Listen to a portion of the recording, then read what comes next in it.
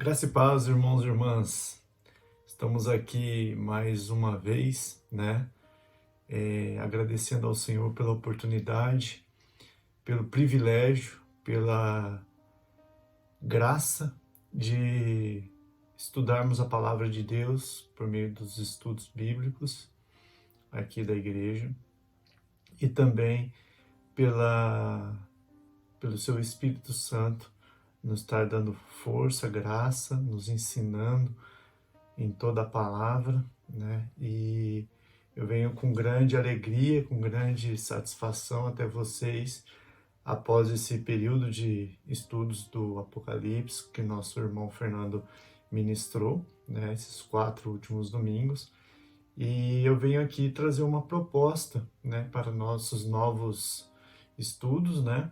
No sentido de que a gente venha estudar as cartas, as epístolas, os textos de João, né? Temos aí um, um vasto, uma vasta parte do Novo Testamento, né? Onde João escreveu o seu Evangelho, escreveu 3 cartas, né?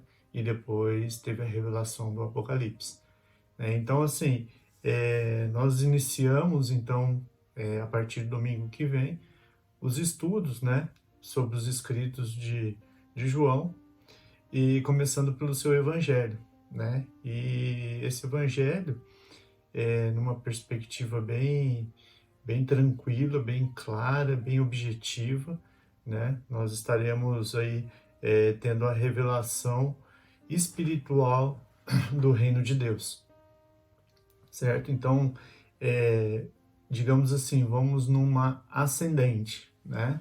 Então vamos começar pelo Evangelho, passando pelas cartas e culminando no livro de Apocalipse.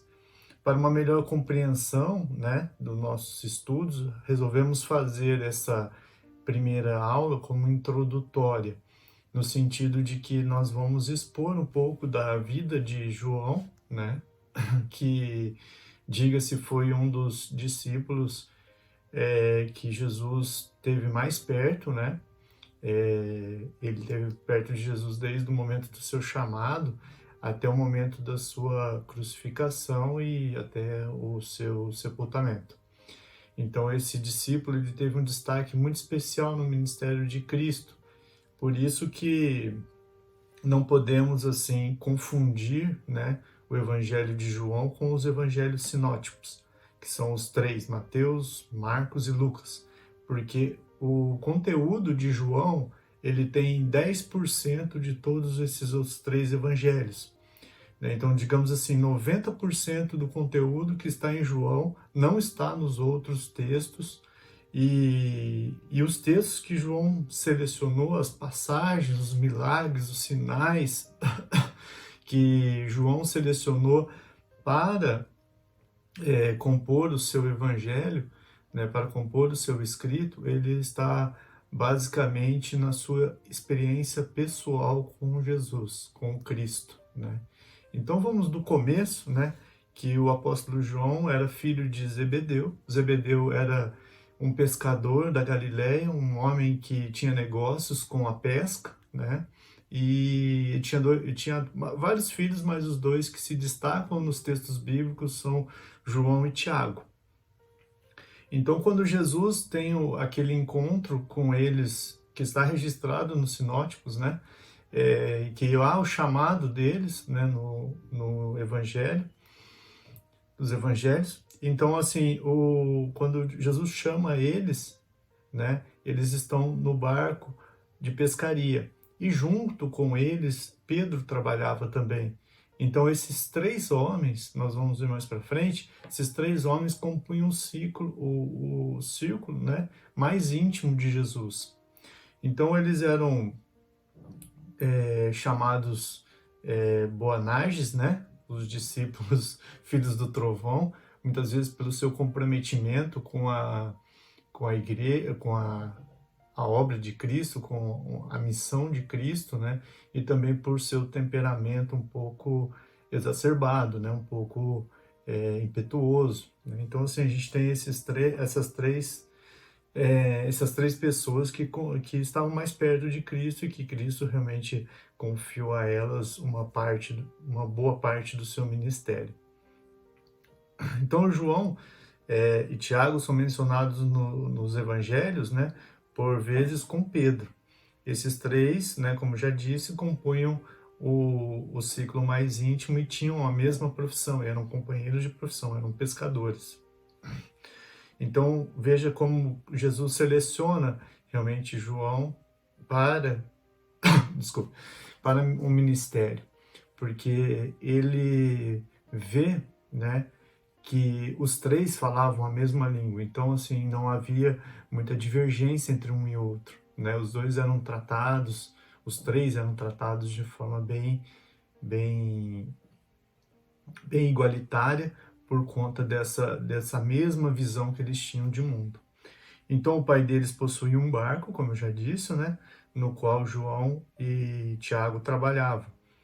E eles foram chamados por Jesus para o ministério. E com isso, como João era muito novo na época, sua mãe, possivelmente seria Salomé, acompanhou ele durante todo o ministério de Jesus, né? Então, Salomé dava o suporte aos filhos, Tiago e João, né, durante todo o ministério de Jesus.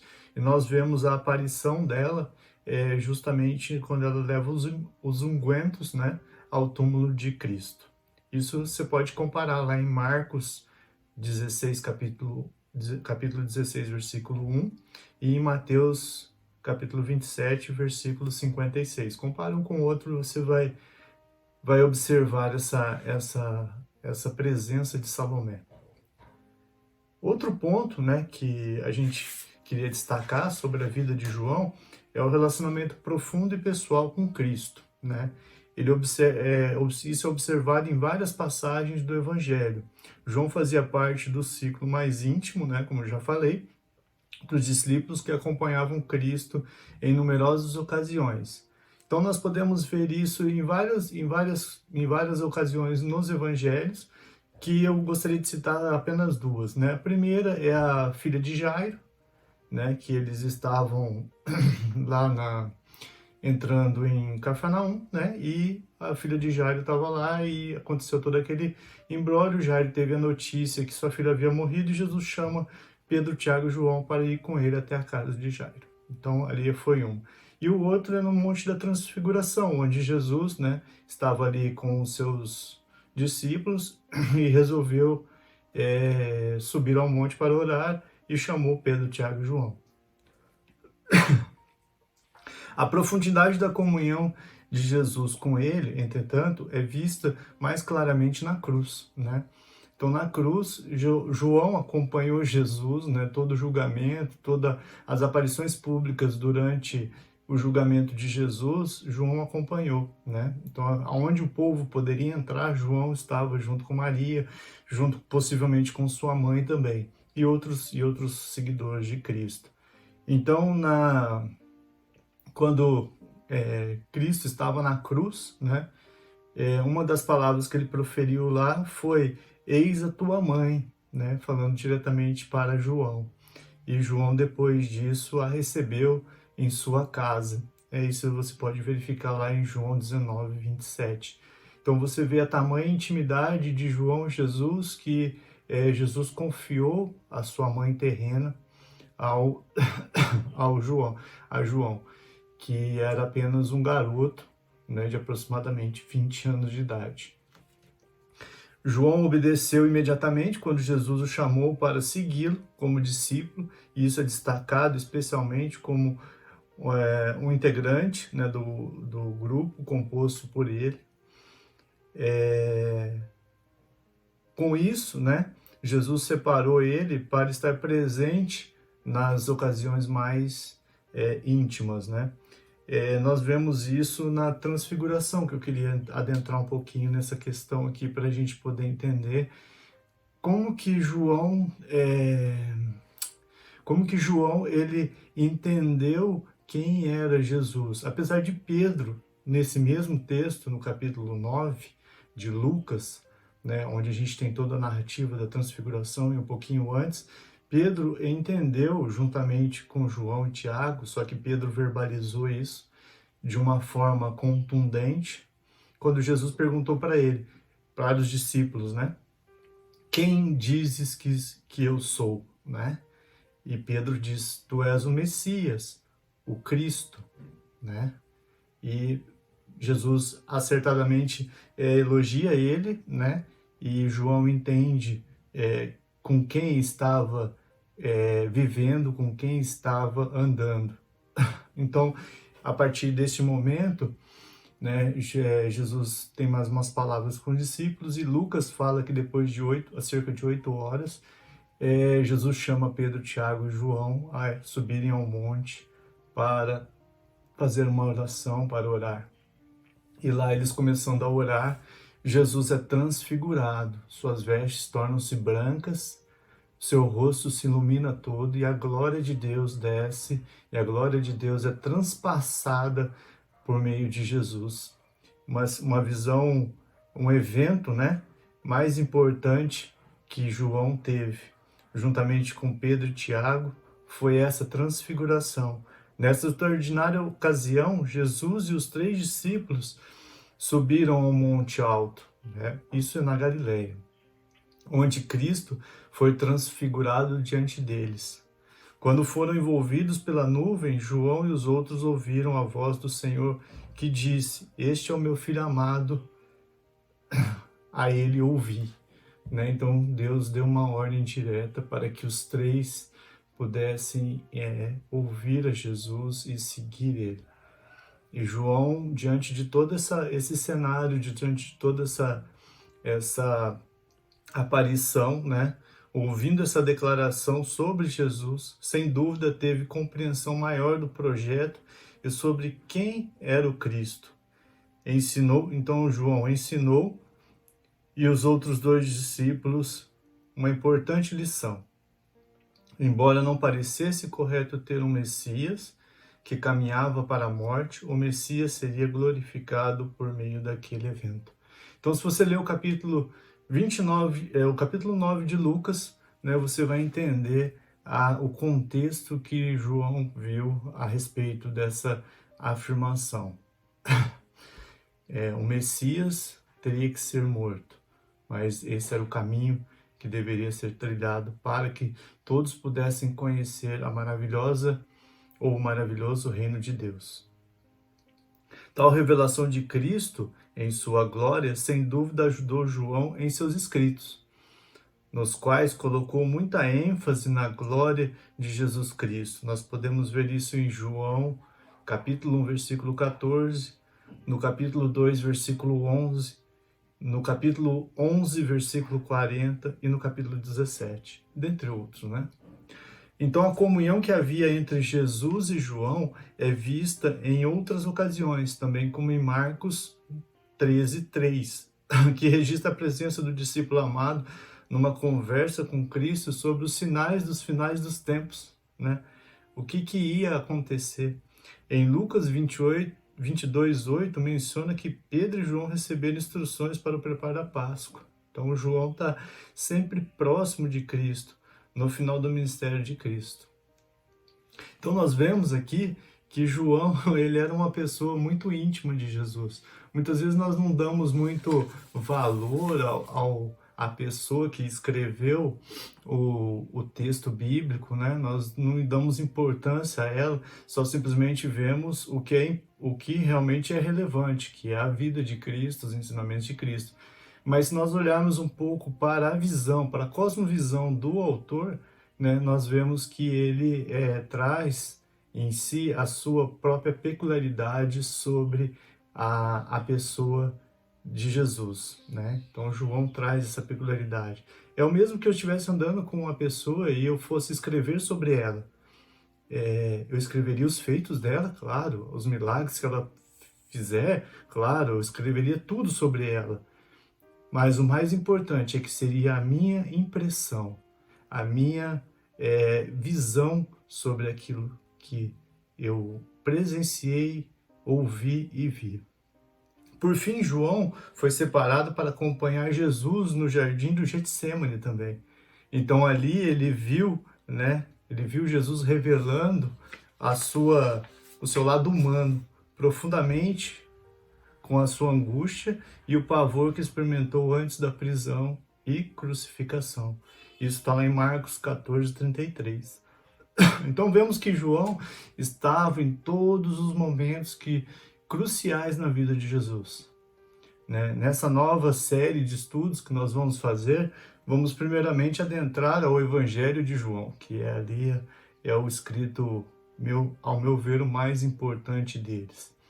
Surpreendentemente, porque não tem a ver com os outros evangelhos, né? Como eu já disse, ele é 10% do que contém no livro dos sinóticos, dos outros evangelhos contém no livro de João. Então, digamos assim, temos 90% de coisas inéditas. Por exemplo, só este livro dá a entender que Jesus teve um ministério de aproximadamente 3 anos. Ele registra longas discussões entre Cristo e os judeus da época, com detalhes que não vistos nos outros sinóticos. João menciona que Jesus usa os milagres como parábolas, por meio das quais ensina lições, nas quais oferece análises profundas e reflexões sobre o ensino de Cristo. Então, João ele tem essa preocupação de utilizar, né, da mesma forma que Cristo ministrou aos seus discípulos, às multidões, utilizar da mesma forma no seu evangelho. Esses sinais, né, que João coloca foram escritos para que todo aquele que cresce em Jesus, né, que é o Filho de Deus, para que crendo tenha uma vida em nome dele, né? Este evangelho enfatiza os numerosos sinais que Jesus fez em seu ministério.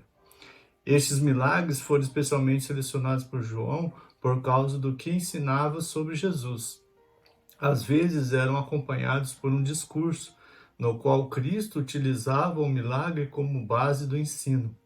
Estes temas são desenvolvidos amplamente, a fim de mostrar às pessoas que elas precisam ir a Jesus e responder a Ele pela fé. Então, João ele tem esse cunho em seu escrito, né, de dizer à pessoa para crer naquilo que Jesus fez, né? Então, a palavra-chave no texto do Evangelho de João, em sua maior parte, é crer, né? O seu maior desejo era que as pessoas tivessem fé em Jesus, o Messias, experimentasse o perdão dos pecados e tivesse a vida eterna. Então esse é o objetivo do Evangelho de João. Por outro lado, o Evangelho de João também contrasta a verdadeira fé com o que é chamado de sabedoria humana. Então, na época que o Evangelho foi escrito, havia muito essa questão da gnose, da sabedoria humana, de estar alcançando o divino pela sabedoria. Em várias ocasiões, as pessoas colocaram Jesus num nível material e literal, quando ele falava em níveis mais profundos espirituais. Isso a gente vê em várias passagens dentro do Evangelho de João. Ao fazer esse contraste, João demonstra a necessidade de mudança no coração e o desejo da operação do Espírito Santo na regeneração do crente, para que o indivíduo entenda e reconheça a verdade, que é Cristo.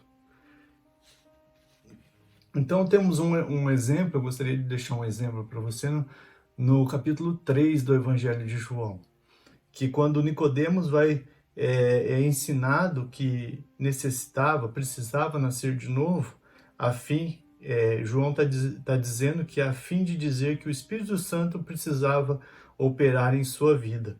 Porém, Nicodemos só conseguia interpretar literalmente.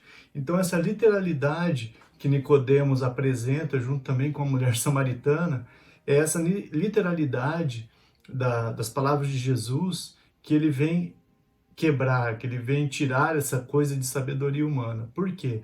Porque Jesus estava falando de forma espiritual, ele estava falando que o Espírito Santo, que ele, como água viva, ele batizaria, ele nasceria de novo, ele produziria um novo nascimento, ele daria a água da vida à pessoa que não precisasse mais ter a sede espiritual buscando em outros lugares. O Evangelho de João também nos chama a atenção para a oração de Jesus no final do seu ministério, registrada no capítulo 17. Nela, aprendemos sobre os que aceitaram as boas novas nas futuras gerações, os que iriam aceitar as boas novas nas futuras gerações. A preocupação de Cristo, conforme orou, era que eles também conhecessem a glória dele e a sua relação com o Pai. Então, no capítulo 17, algumas Bíblias eles trazem em justificado. Justificado quer dizer o quê? Os dois alinhamentos marginais. Então, nas duas margens estão alinhadas. E algumas Bíblias, né, trazem isso ao alinhamento à esquerda. Para o que significa isso que eu estou falando? Significa que um texto, quando é justificado, alinhado nas duas margens, ele é prosa. E quando ele é justificado em uma margem só, né, quando ele é colocado numa margem só na esquerda, ele é poesia.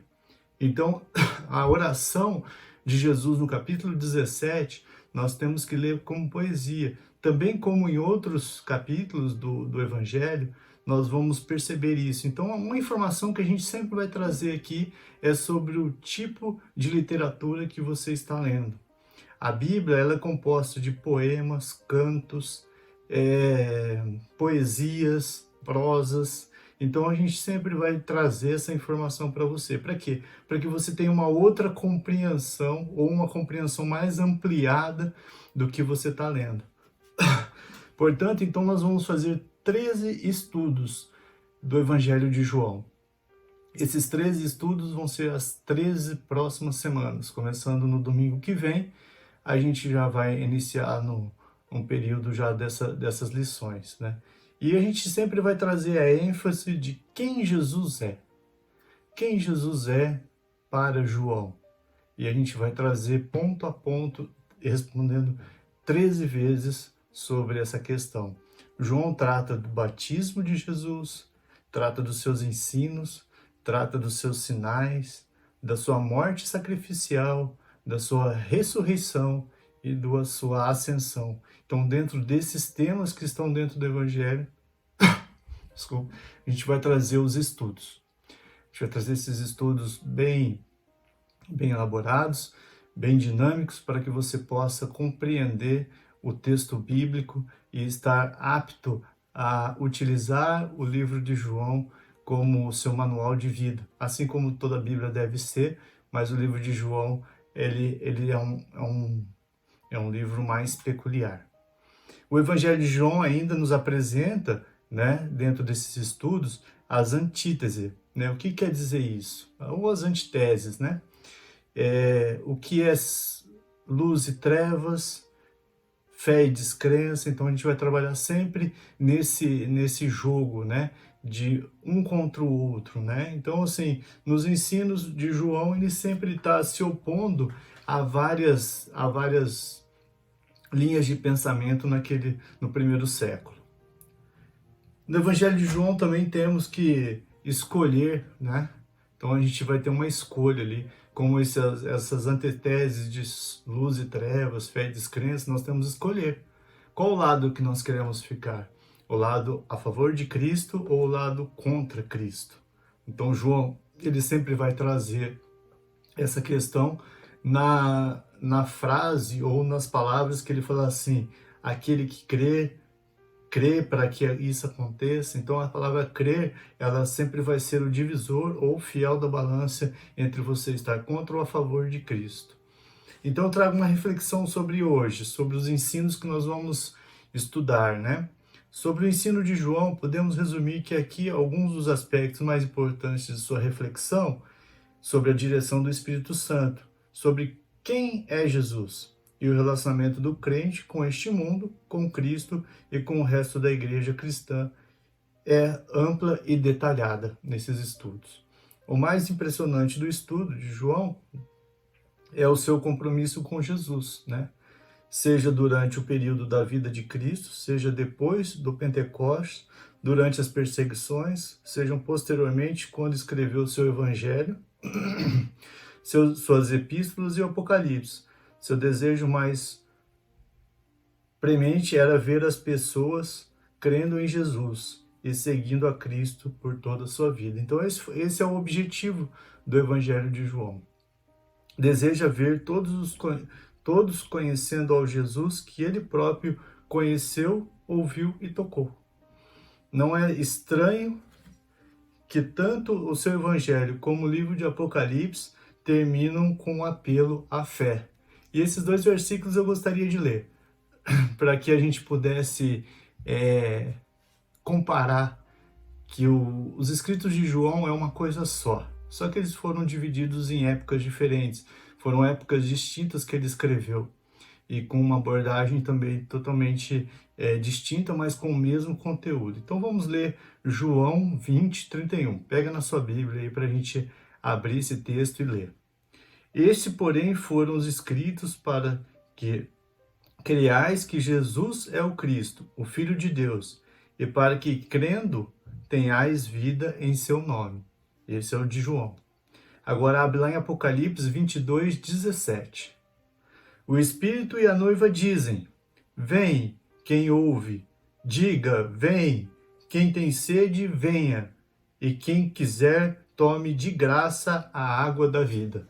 Então nós vemos que, tanto no livro de João quanto no livro de Apocalipse, né, nós temos material que um trabalha numa perspectiva e o outro trabalha em outra perspectiva. Que Deus abençoe a sua vida durante essa semana, esse domingo, e que nós nos vemos no próximo domingo já com o primeiro estudo sobre o Evangelho de João. Paz seja convosco.